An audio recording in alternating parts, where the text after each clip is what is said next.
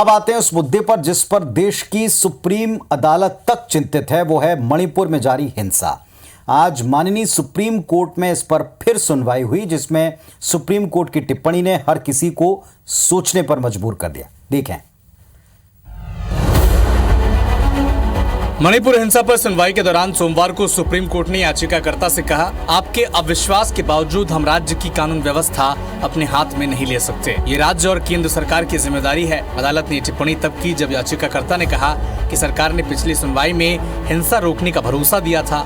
मई में 10 मौतें हुई थी, फिर ये संख्या 110 तक पहुंच गई और अब सरकार की तरफ से जारी रिपोर्ट में कहा गया कि मणिपुर हिंसा में 142 लोगों की जान चली गई है।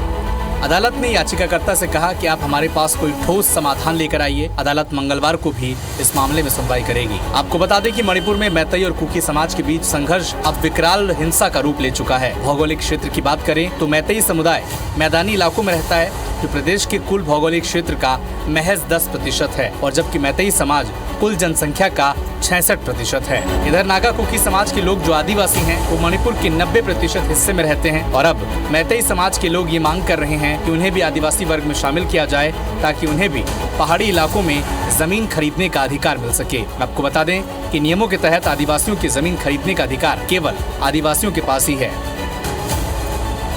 आखिर मणिपुर के मसले पर केंद्र और राज्य की सरकारें इतने हेल्पलेस क्यों हैं, इतने असहाय क्यों हैं? क्यों कोर्ट तक को इस मामले पर सुझाव देने के लिए कहना पड़ रहा है? चलिए जरा इस बात को डिकोड करें।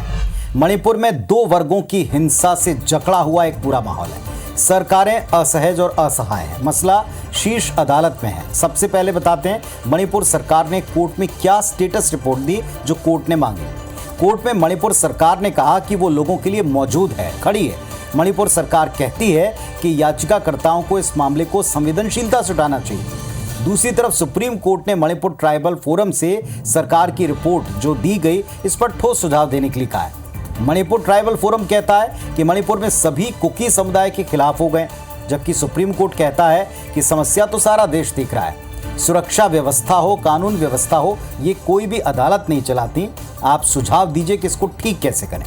इसके अलावा सुप्रीम कोर्ट ने मणिपुर सरकार से पुलिस स्टेशन से हथियार चुराने वाली घटना पर सरकार ने क्या किया, इस पर भी सवाल पूछा। अंतिम बात, राज्य में हिंसा से उपजी नाराजगी के लिए एक बड़ी वजह मैतेई आरक्षण को वजह माना जा रहा है। कुल मिलाकर सुप्रीम अदालत ने सुरक्षा और शांति के लिए राज्य और केंद्र और संघर्ष करने वाले विभिन्न गुटों से ही हल निकालने के लिए कहा है।